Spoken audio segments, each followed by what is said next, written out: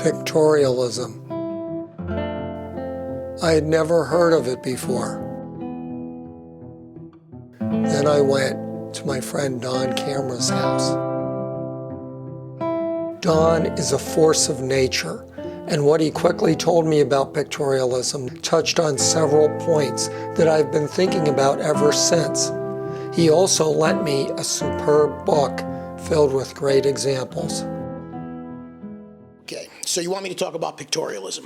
All right. So pictorialism, I think it literally means picturism. They were about making pictures. Their goal was to emulate painting and drawing almost slavishly. And some real pure history of photography people hate pictorialism because they think it's the most unphotographic kind of photograph you could possibly make. It's totally not unique. It's just derivative.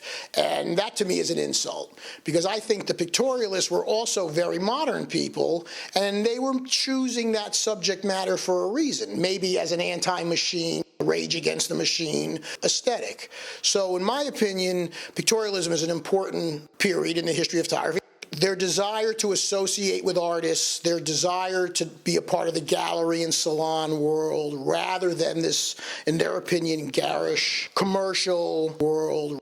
Eventually it would die. World War I blows it out of the water. After World War I, there's no reason to make pictorialism anymore. The modern world is here, and if you don't acknowledge machines, then you're just living in the dark. But before that, it was still holding on to that tradition of being associated with artists, and they chose landscape as a large part of their subject just because nature is so universal. And I think the term nowadays is they were dialoguing with the art world. They were dialoguing with Corot, and they were dialoguing with Millet.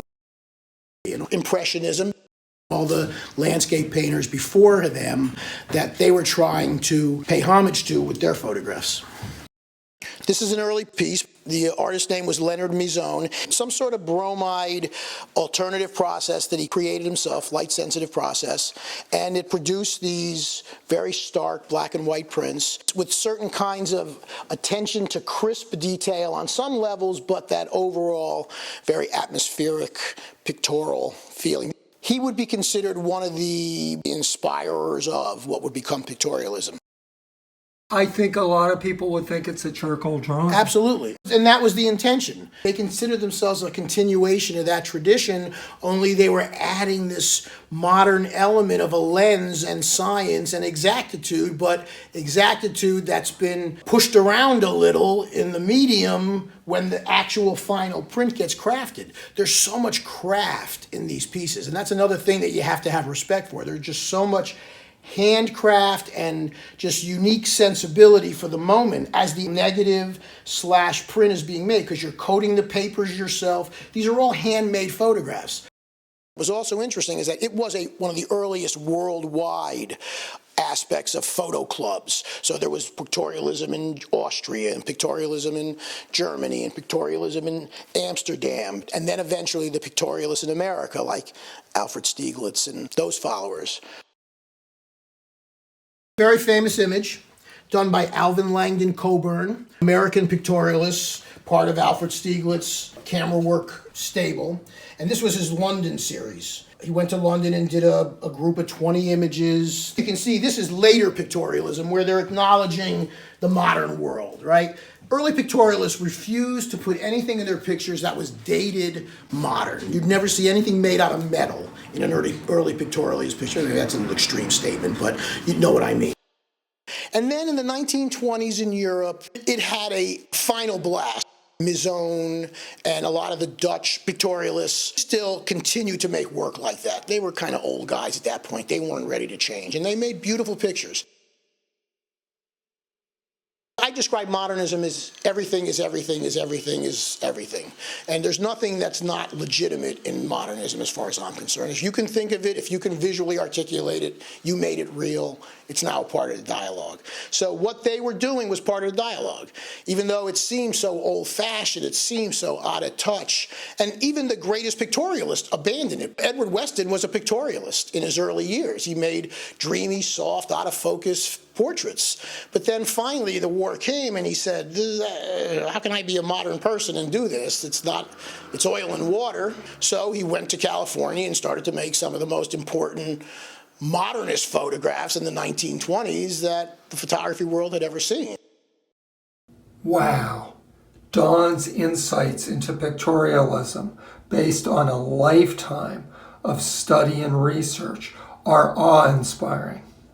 But now it's time to enter the realm of rank speculation. I say that because anything coming out of my mouth must not be taken as gospel.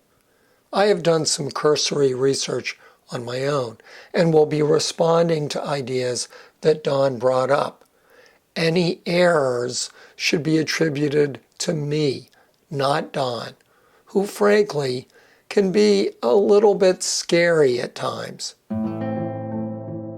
Photography started out as this weird blend of science and art. Don said that the pictorialists wanted it to be more like art, so they imitated artists, particularly landscape painters.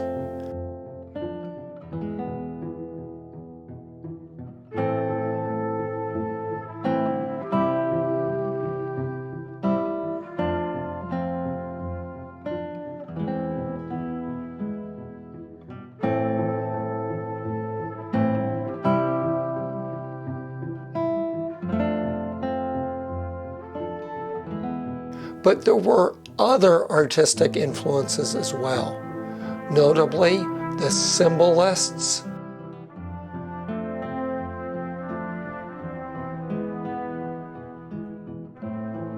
the tonalists, and the Pre-Raphaelites. You can see their influence on many of the pictorialists who stressed the figure. From the differing ideas of two early English photographers, pictorialism emerged. In 1869, Henry Peach Robinson wrote a book called Pictorial Effect in Photography, which argued that photography could be an art as well as a science. Robinson was experimental, creating pictures by using costumed models and combining a number of negatives into a single picture. Another Englishman, Peter Henry Emerson, detested Robinson's contrived scenes and composite techniques, but agreed that photography should be seen as a very high form of art. He was obsessed with honest documentation of real life. Don owns some Emersons. And this is one of Emerson's platinum prints. And who was Emerson? Well, you know what? You might have to do some research. I'm not a super expert on Emerson, but he was a naturalist who was also a scientist. And he believed in both the purity and truth of science, the optics, the lens, the way the eye sees and how the brain responds, along with the very nostalgic feel for the landscape, because this is a time when machines are taking over everything. He's working in the 1880s. The machine age is churning along. So I think he was yearning for the old days while making pictures that respected his notions of science. He made books, mostly small books with inexpensive gravure prints that he would disseminate widely about locations where he lived, the lifestyle of that province. And then he would go to different areas and do the same thing. He would have different subject matters. Maybe one was just marshes, and it might have been 50 pictures of marshes around the British Isles. Both the naturalism of Emerson and the artifice of Robinson live on. To our eyes, the contrivances of Robinson and others like Oscar Relander do seem dated, sometimes laughably so. But 20th century artists from John Hartfield on, who made and make composite images, are indebted to him. Here are some pictorialists who I believe come more out of Robinson and symbolism than Emerson and naturalistic landscape painting.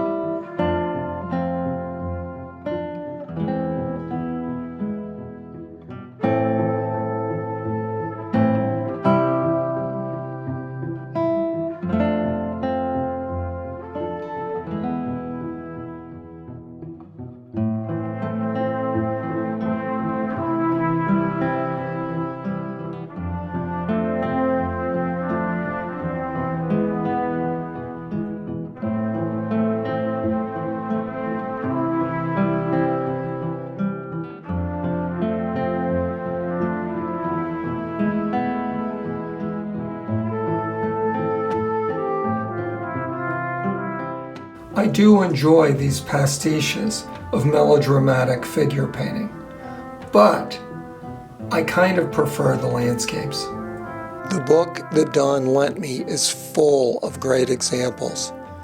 Artists use the word painterly to refer to pictures that are not excessively detailed, but emphasize the physical properties of paint as it is scumbled, glazed, or applied in buttery brushstrokes across the canvas.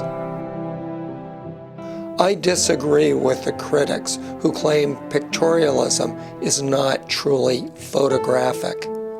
The best of the pictorial photographs are painterly in the sense that the printing techniques emphasize the exquisite physicality of the light-sensitive materials in creating a soft, expressionistic effect. You have a photo that you said is one of the few digital ones you've ever bought, and to me it looks very much like a pictorialist photo. This is the postmodern age. Apparently, maybe pictorialism is coming back. It's a digital print done by a painter, Ed Golden. It has a layer of wax over it, so it's encaustic. The subject is a man burning wood in this large wok. I think he's making charcoal. There's this beautiful cloud of gray smoke. I thought it was a gorgeous, gorgeous thing. The color palette is beautiful. Color was invented during the pictorial period. The Lumiere brothers first invented color photography in the form of autochromes, little glass plates that actually captured the color light. It was almost like a manual version of the 3 color separation process. In the negative, there was a layer of red, green, and blue that the light would have to go through to expose the black and white negative on the back. It was the first photographically captured color, not hand done. I have fantasized about essays entitled "In Defense of Smush." Because as cell phones go to 70,000 pixels per square millimeter, or whatever the hell they are, and sharpness becomes so common and ordinary that you could read every pore on everybody's face, I think that there is a future for pictorialism, because people are going to find that kind of sharpness grotesque someday in the future.